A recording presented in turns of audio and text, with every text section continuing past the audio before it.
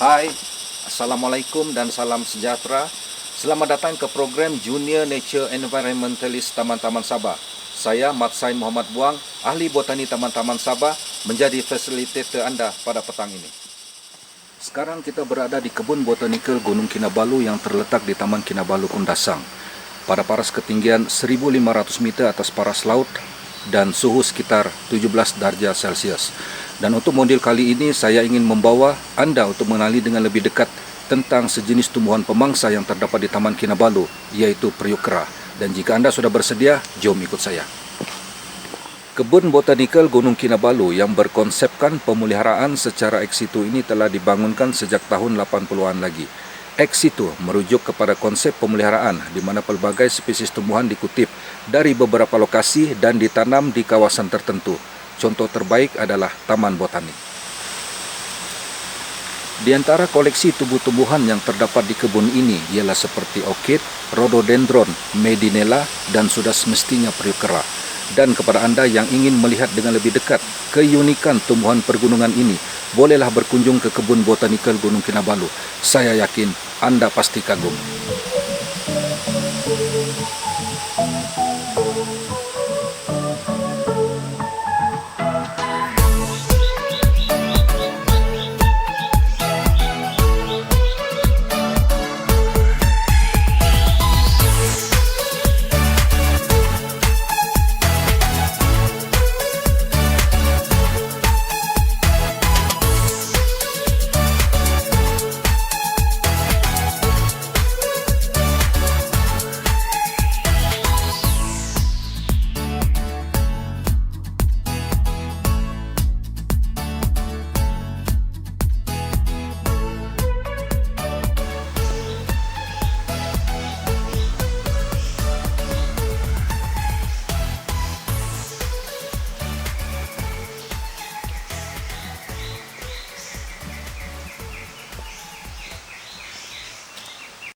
Secara umumnya, tumbuhan pemangsa atau carnivorous plant adalah tumbuhan angiosperm yang menghasilkan bunga, buah dan biji benih.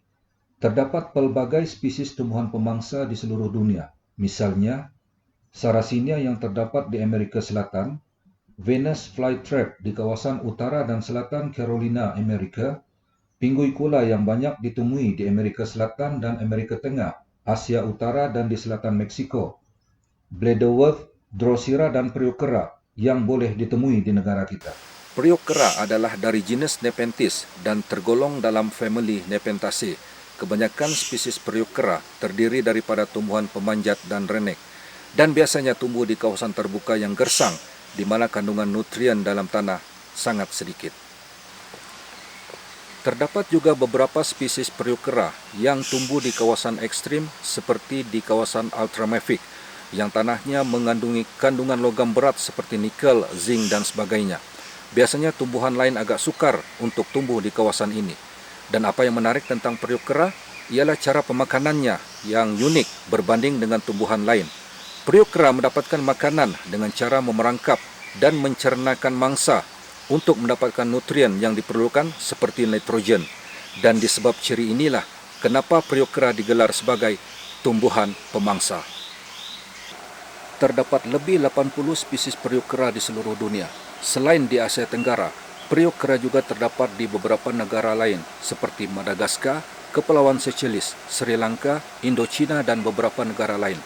Dan dianggarkan terdapat lebih daripada 39 spesies periuk kera di Kepulauan Borneo yang meliputi Sabah, Sarawak, Brunei dan Kalimantan. Pulau Borneo juga merupakan pulau ketiga terbesar di dunia. Manakala di Taman Kinabalu sahaja dianggarkan terdapat 14 spesies periuk kera dan 4 daripadanya adalah endemik di Taman Kinabalu.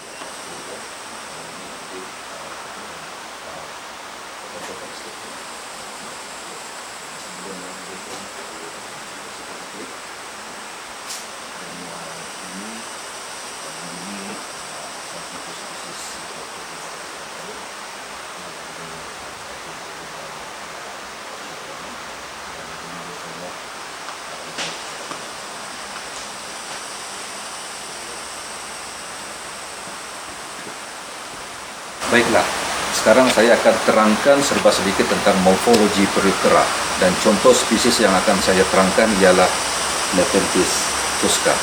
Secara umumnya, pokok Periukera terdiri daripada beberapa bahagian, seperti bahagian batang yang berkayu, bahagian daun yang biasanya tersusun secara alternate ataupun berselang-seli. Seterusnya bahagian tendril yang akan menghasilkan pica ataupun kekantung selain berpaut pada tumbuhan yang lain. Dan bahagian yang paling penting ialah pica ataupun kekantung. Dan biasanya kekantung terdapat dalam pelbagai bentuk seperti bulat, bujur, lonjong, dan ada juga yang berbentuk seperti corong dan silinder. Manakala pembungaan Periukera adalah bersifat dioecious, di mana bunga jantan dan bunga betina terhasil pada pokok yang berlainan. Bahagian dalam kekantung pula terdiri daripada wall atau dinding yang licin, manakala di bahagian bawah mengandungi cecair yang berasid dengan bacaan kurang daripada pH 4. Seperti mana yang saya terangkan sebentar tadi, sistem perangkap yang terdapat pada Periukera adalah perangkap pasif, yaitu tiada melibatkan apa-apa pergerakan untuk memerangkap mangsa. Ini bermaksud peristom tidak akan tertutup semasa memerangkap mangsa. Sistem perangkap ini adalah ringkas, di mana haiwan kecil seperti serangga tertarik pada nektar yang akhirnya jatuh ke dalam cecair dan lemas. Namun, masih ramai yang keliru dan beranggapan bahawa kekantung Periukera adalah bunga. Sebenarnya, struktur ini adalah bukan bunga. Ia adalah sebahagian daripada daun yang telah mengalami proses pengubahsuaian untuk menghasilkan perangkap. Dan antara spesies haiwan kecil yang sering menjadi mangsa Periukera adalah seperti tikus, katak, cicak dan serangga seperti semut, kumbang dan anai-anai. Baiklah, mari kita coba lihat apa yang terdapat di dalam kantung ini.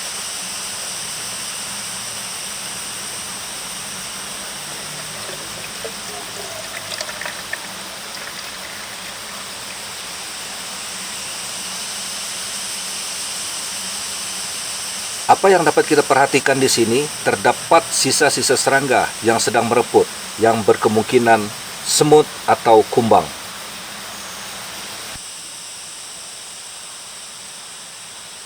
Dan spesies yang paling populer dan menarik perhatian ramai adalah Nepenthes raja. Spesies ini merupakan spesies Periukera terbesar di dunia dan digelar sebagai King of the Pitcher Plant. Habitat utama spesies ini adalah kawasan ultramafic di sekitar Gunung Kinabalu pada paras ketinggian di antara 1.500 hingga 2.600 meter. Dan pernah juga direkodkan bahawa haiwan kecil seperti tikus, katak dan cicak pernah menjadi mangsa spesies ini. Dan apa yang paling membimbangkan, di bawah IUCN Red List of Threatened Species, Nepenthes raja telah disenaraikan sebagai tumbuhan terancam di habitatnya.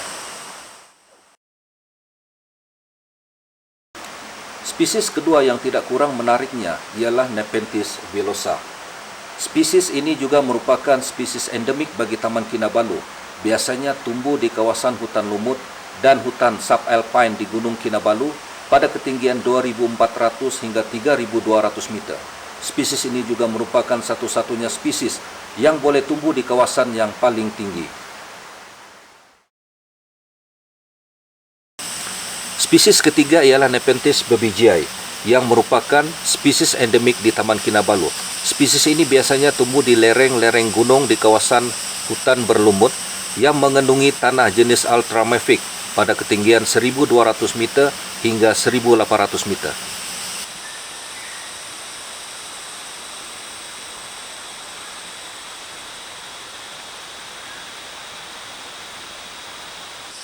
Dan spesies keempat yang tidak kurang menariknya ialah Nepenthes edwardsiana. Spesies ini juga merupakan spesies endemik di Taman Kinabalu dan habitat utama spesies ini ialah di lereng-lereng gunung yang berlumut pada ketinggian 1.500 hingga 2.700 meter dan biasanya tumbuh merayap di atas tanah atau menumpang di atas pokok lain.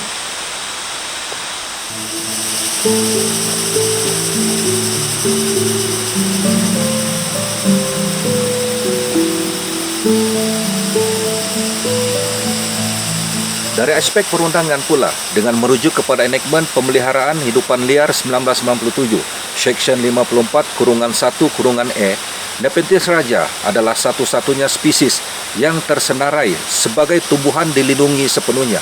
Ini bermaksud tiada seorang pun boleh menuai spesies ini di habitat asalnya, dan jika sabit kesalahan boleh didenda sebanyak RM50.000 atau penjara selama 5 tahun atau kedua-duanya sekali. Manakala bagi spesies periuk kera yang lain telah disenaraikan sebagai tumbuhan dilindungi dan memerlukan lesen penuaian, dan jika sabit kesalahan boleh didenda sebanyak RM30.000 atau penjara selama 3 tahun atau kedua-duanya sekali.